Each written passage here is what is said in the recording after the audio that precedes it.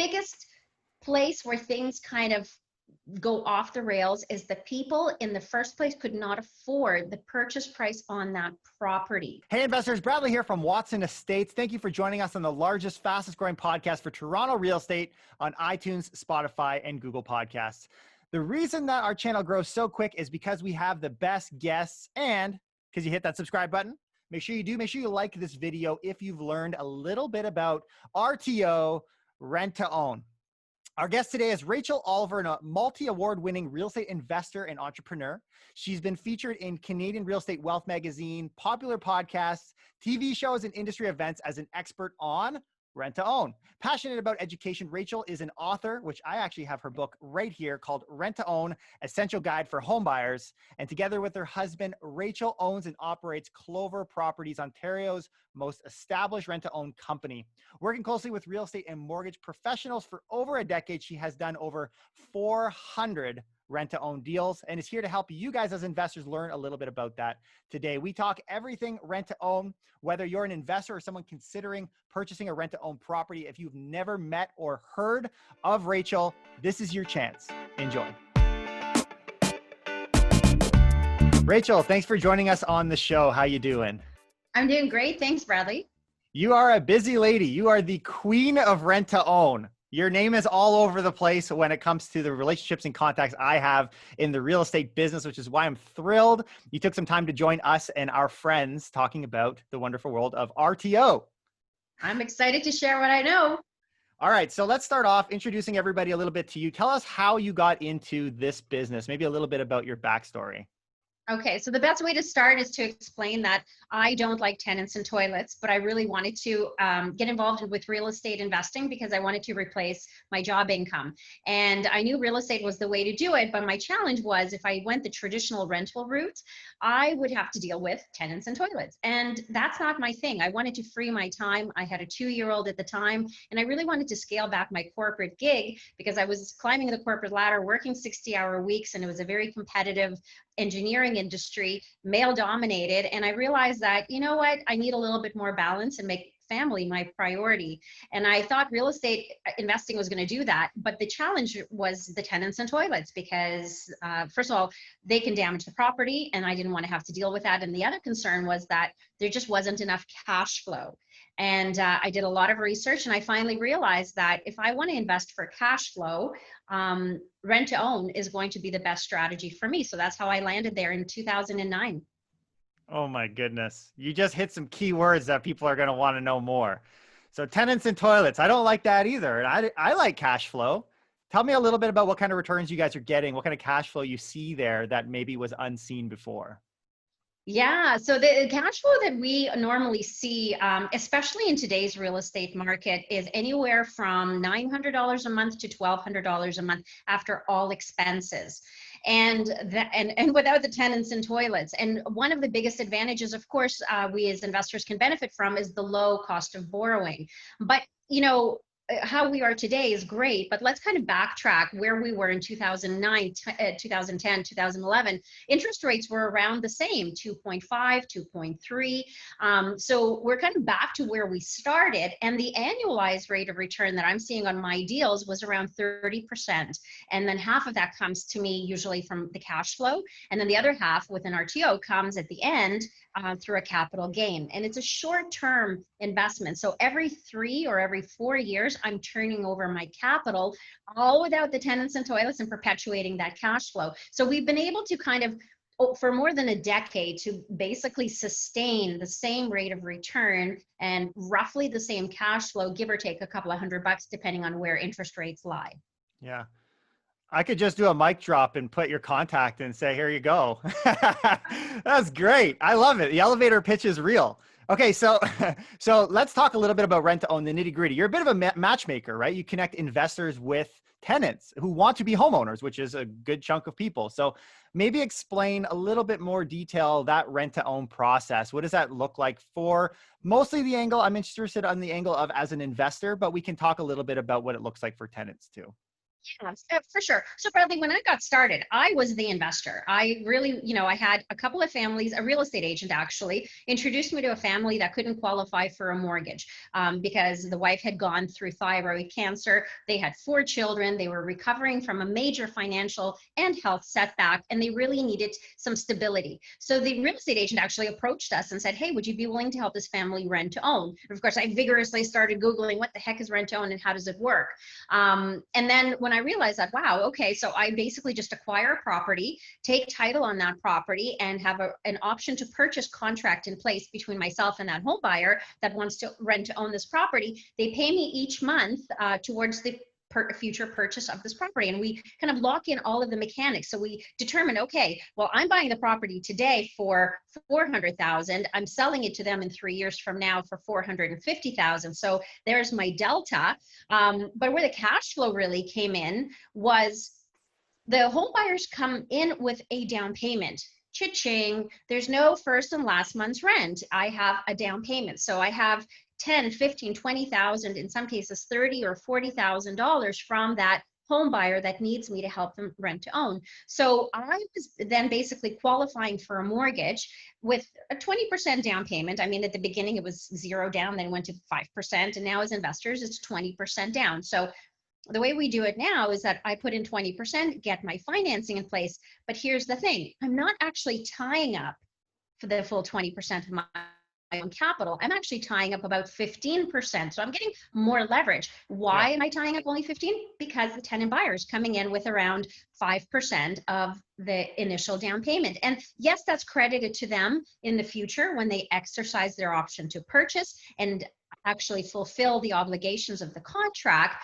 But in the short term, I'm tying up less capital. And because each month they're adding to that initial down payment. So they come in, say, with 20,000, and the goal is to get them to an overall down payment savings of 40,000.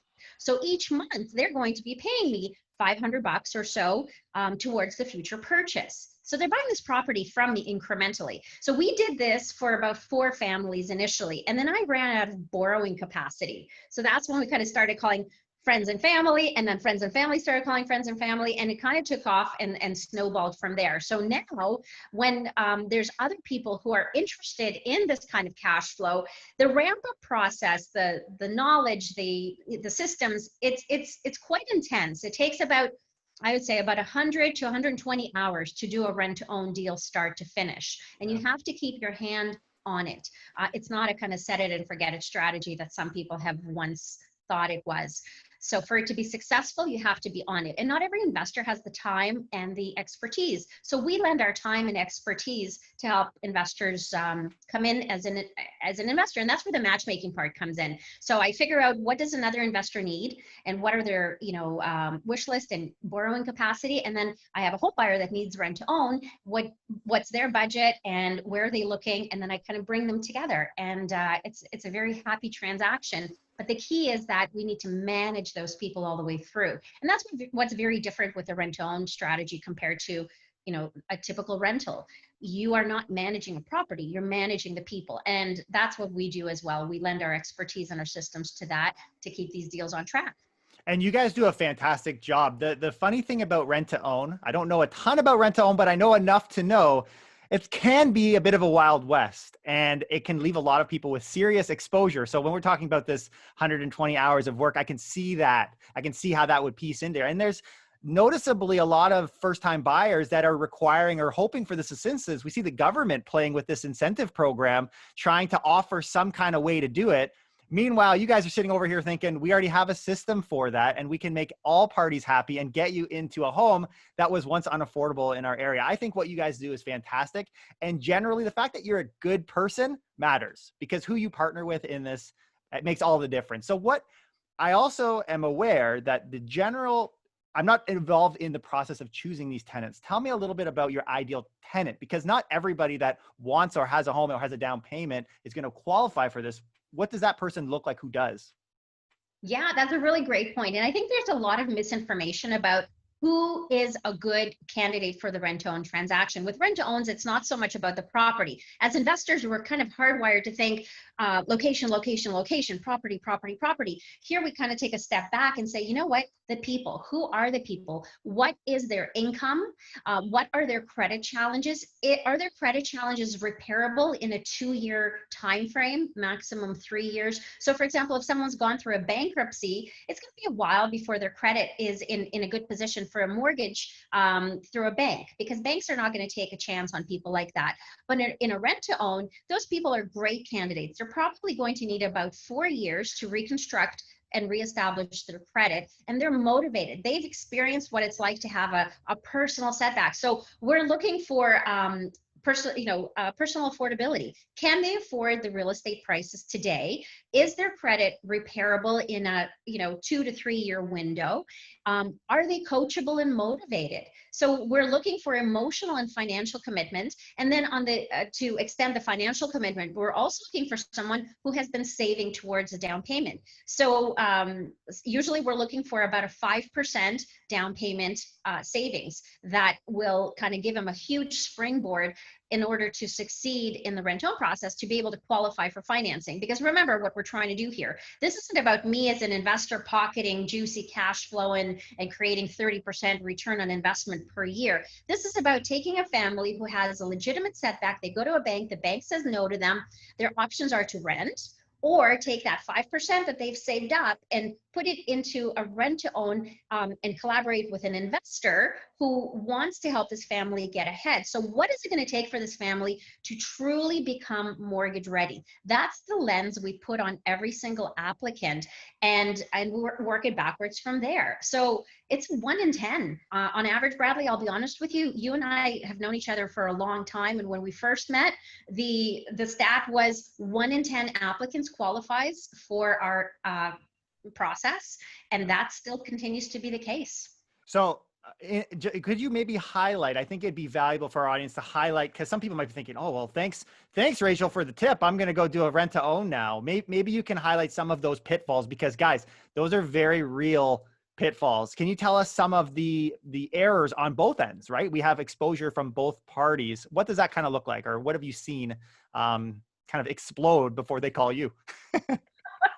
Well, the exposure is minimal on the investor side, I have to admit, because we as investors, we do our due diligence, we do our homework, we own the asset, we have probably analyzed the heck out of the numbers. I think there's more exposure on the home buyer side of this equation, because generally they don't really understand what home ownership is, what are some of the hurdles to make home ownership a reality. So I think the biggest place where there's a hurdle for everybody involved is the education.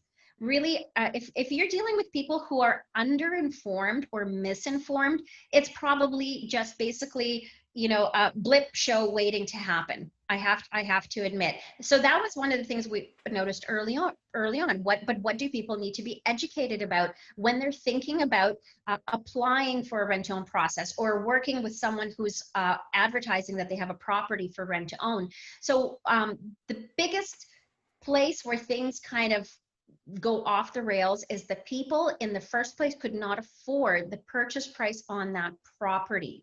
Yeah. So we're dealing with budgets. We're dealing with affordability scales. The lenders are stress testing us.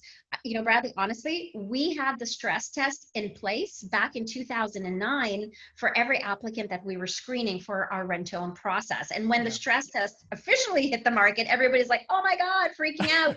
We're like, what's the big deal? This is how you should be protecting everybody. Because the reality is these home buyers are exiting the rent-to-own process 3 years from now. Interest rates could be much higher 3 years from now. And if we didn't stress test them to ensure that they have the affordability when interest rates go up, then we're doing them basically a poor service. So we did the stress test from the beginning, and we looked at affordability very differently. And that's probably the biggest area of concern. And if a home buyer can't afford the monthly payments, then you as an investor are stuck with some volatility, because those home buyers now need to be evicted. Now you have to think about what exit strategy you're going to deploy, and it creates a whole bunch of hassle and disruption. Now, if you get through all of that hassle and disruption as an investor, most often we found that we still net out more favorably, because we own the asset and we have multiple exit strategies that can be super profitable, and we have a lot of choice to maneuver. So the investors have less exposure to risk than the home buyers if they don't do their homework. Yeah. And as you're kind of talking through this, you really do see that point where you're not analyzing the property to the extent of the people, right? It's not about toilets and tenants, as you said. It's about making sure we can actually help these people and not line them up and line up the investors. Awesome. Okay. I'm going to ask you a bit of a trick question here. So we actually had the CEO, Patrick Francie, on our show a little while back talking about the real estate investment network's view of the market. And one of the things that they say is during a time like this with the volatility, now again, this was a little bit different because things changed with COVID, but their expectation was that the rent to own strategy might not be the best one right now. Now, I'm curious to know your thoughts on that. And are you guys pulling back at all, or have you guys made a further push in this market? I'm curious how that's affected your business. I think that's a really great hot seat to put me into. I love Patrick. I'm a member of RAIN myself, and I've heard this assessment from their team before. Now, keep in mind, they look at analytics across Canada, so their assessment might not be Ontario specific, and we're in Southern Ontario, and that's the lens from which I'm operating. The other lens that I'm operating from is the model. Rent to owns have kind of two models. The classic one that we stepped into when we got started was you buy a property, you put some lipstick to it, and instead of bringing in tenants and toilets to make a mess of it, you are going to find someone to rent to own it so you can hold it for another 3 years, capitalize on appreciation, and make juicy cash flow in the interim. Great approach, huge volatility, because you're getting people who are not necessarily committed to the process. They're basically going for a property that's available today, and maybe today it makes sense, but once they move into the neighborhood or check out, live in that layout, they realize, oh, on second thought, don't really like the neighborhood. Oh, on second thought, this layout really isn't working for me, but this was the best property available at that time, and this was our only option because there's no other rentals on the market, so we had to make a move. But you know what, 6 months into it, we're not that deep into the commitment, so let's just bail. So that seems to be 50% of scenarios, or at least that's how our research showed. That was 50% of the scenarios. People who came in it from a property first angle and then brought in the tenant buyer, they were seeing some volatility. And if that is the angle from which Patrick is analyzing rent to owns, absolutely, I completely agree, because that's kind of like a long-term flip strategy to some degree, and I don't agree with it. And there's a lot of speculation in that strategy. So, and that's why I feel risk. Like, if I'm buying a property and renovating it, then the people that are applying for my rent to own process, I look at them now thinking, oh my gosh, this could be the next person that starts paying the mortgage as of next month. And, time is a ticking, and I don't want to be paying that mortgage longer than I have to. So I'm possibly going to be a little sloppy as an investor in how I screen applicants. They might not be the perfect applicant, but time's a ticking. I got to get somebody into that property. So they made a good case. Okay, I'm going to go with it. Right. So I, as an investor, am kind of motivated by the wrong things. Now, how we operate is we start with the people first. There's a property on the horizon. First, I want to make sure that they've got the financial means, they've got the emotional commitment, and then they find the property that they absolutely love. So they actually go house hunting with a real estate agent. We do deals only with real estate agents, and these home buyers work with a real estate agent just like any residential buyer, any first-time buyer looks at, all the properties on the open market on the MLS, gets to feel those butterflies and says, wow, this is the one, or no, that one is awful, let's keep house hunting. They go through that entire roller coaster, and when they find the one, oh man, that love for that property makes them that much more committed to the transaction. And we have a 90% success rate because the home buyers get to go house hunting and pick their property, and then they care for that property and they look after it. There's so much more connection to the property. So people first, property second is the model that we follow, and that is why we see a slightly different viewpoint on where we are in terms of the potential for rent to owns. So we're dealing with buyers who need our help. We're solving a problem. So going back to RAIN taught me as an investor, the first thing that you need to do, and this is going back to Don Campbell's teachings. Do you remember Don Campbell? I don't know. I don't remember Don Campbell. Actually, you know what? I might have heard of him, but I don't know much about him. Well, he was Who is Don Campbell? I'm young.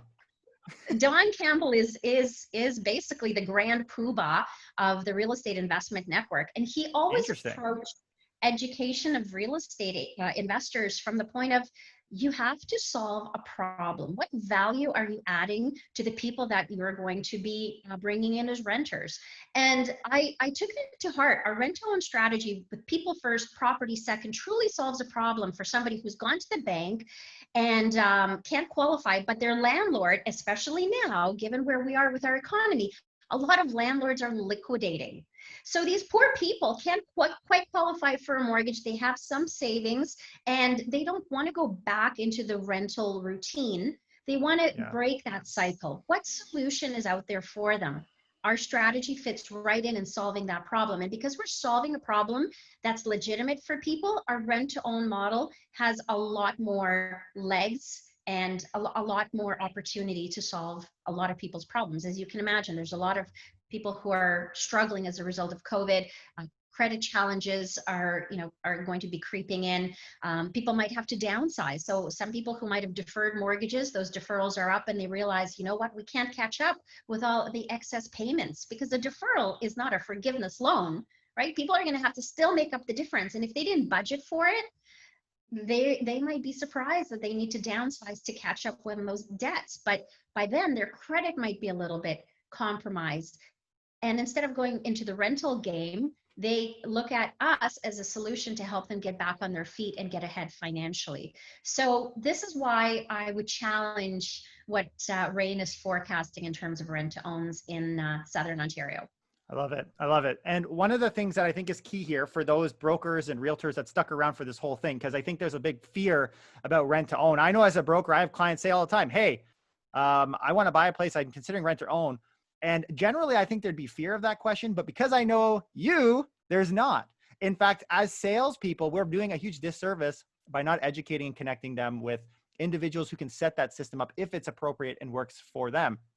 And so I think it's fantastic that you're not just stepping in to replace the industry, you're actually partnering with the people who already have relationships with these clients and can get them in the door and they can house shop. I love that philosophy. It's so true. You're going to be picking the house. It's not like I'm just going to say, this is the one. And there's not a whole lot of, I haven't seen personally a whole lot of those, the first model of the rent to own in our market. And it's probably because it doesn't work. Really, the one I've grown up learning about is the one that I heard through you way back when. In fact, when you'll remember, our first meeting was in front of, it was with a real estate office. It was our real estate office. We were holding a seminar and you visited. So it just goes to show the partnership that you guys have in our business. So now for people who are looking to invest, how are they best to get a hold of you guys? What is the requirement as an investor to kind of work with you guys? And also, what areas do you work in across the GTA or outside the GTA? What does that look like? So again, we're driven by the home buyers who need the rent to own solution. So we go where the home buyers' budgets afford them to go. And yes, we do some stuff in the GTA, but again, we're dealing with first-time home buyers and their budgets are going to be a little bit more limited, especially as real estate values continue to climb. So we do a lot of stuff. So you were citing Rain earlier. We do a lot of stuff in the top 10 towns that Rain has designated. So anything, Ottawa and, we're talking Durham region, we're talking London, Hamilton, St. Catharines, and a lot of the peripheral areas as well, as Don Campbell would call them, the ripple effect, because they might be within a 15 to 20-minute drive of Hamilton, for example, but they're getting real estate prices that are a lot more affordable. So affordability really drives where we go for a rent-to-own deal. And the investor really just steps in based on their mortgage capacity and their affordability. So if an investor can afford a $500,000 purchase price, then I would match them with a home buyer that's shopping in the $500,000 purchase price. And because and we didn't really touch on this thoroughly, but remember, with rent-owns, there's no maintenance and repairs. And that's what I mean by no tenants and toilet troubles. When we're dealing with rent-to-own buyers, they are home buyer mentality and they have pride of ownership. So they are on the hook legally for all of the maintenance and all the repairs. So in a traditional sense, a lot of investors, especially people who have a large portfolio, they're strapped for time, or people who are just starting out, they're nervous and they want to be kind of within an arm's length of that property so they can be on kind of with a close proximity if something happens. With rent to owns, that's not a requirement. So what we're noticing, that a lot of investors are saying, oh, okay, well, if I have capacity, get a mortgage on $600,000, I can get $200,000-300,000 properties if I go further out and support investors in that price point versus put all my eggs in one basket with one $600,000 property. And again, no concerns with tenants and toilets. So this model gives people access to markets that they might not otherwise have access to if they had to worry about maintenance and repairs. In our model, we take that off the table. So we're all over Southern Ontario, wherever first-time home buyers have affordability. And think about it. If you think to its logical conclusion, these guys want to own this home. In fact, they've in a contract said, we've put money in, this is going to be our home. Why would they not take care of it? Let alone, like, think of the flip side is like, this is not my place, right? I don't care about this place. So it's definitely a completely different attitude. There is no question, if anybody, there's a million ways to make $1 million in real estate, and rent to own should definitely be something on every investor's radar. If they don't know you and they're thinking about rent to own, then I don't think they've really searched for rent to own. So I would encourage anyone who has any other questions to reach out to Rachel. Maybe Rachel, you can keep an eye on this video and answer any questions that people have about it. And I would love to, if you could, share with our audience. I have one of your books. I have your book. This from the last time I saw you. And maybe you can share with our audience where they can find out a little bit more about you and what you guys are doing over at Clover Properties.